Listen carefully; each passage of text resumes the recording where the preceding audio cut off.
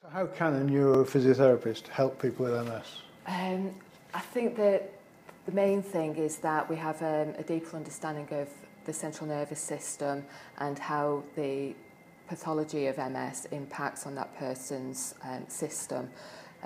We've got an understanding of how the body and how the brain kind of recovers after perhaps a relapse, or how it over time changes to accommodate the problems that you have.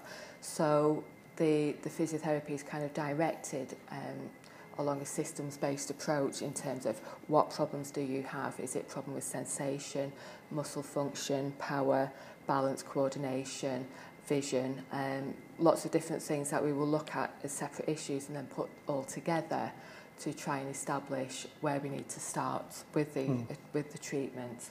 And again, we want to help you manage your own condition, so we're not always doing lots of hands-on treatment. A lot of it is based on advice, right, and sending you away with information, exercises to do, just trying to encourage you in general to be as active as you can be based on the assessment initially. So yeah, it's having that thorough assessment and being seen over a period of time so that we know what we can change and what we can't change. And that's very valid information to give to a patient so that you know where to focus your energy. And just having somebody say, well, if you go away and do this, we think we might be able to create an improvement.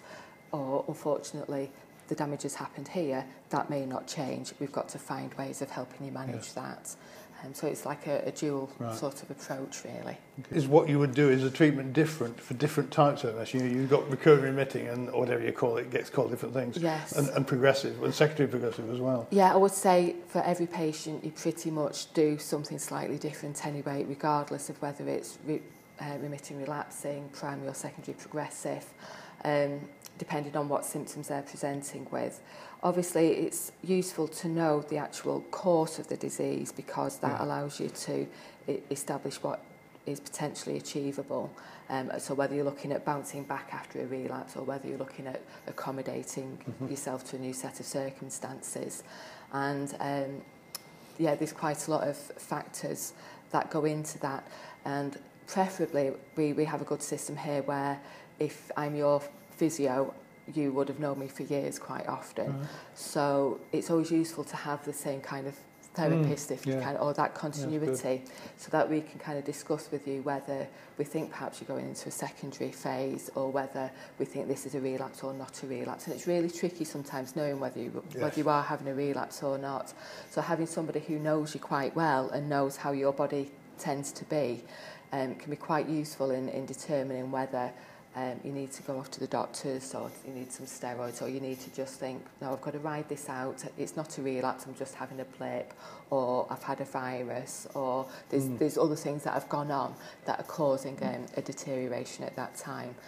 But I appreciate that not everywhere has that kind of system.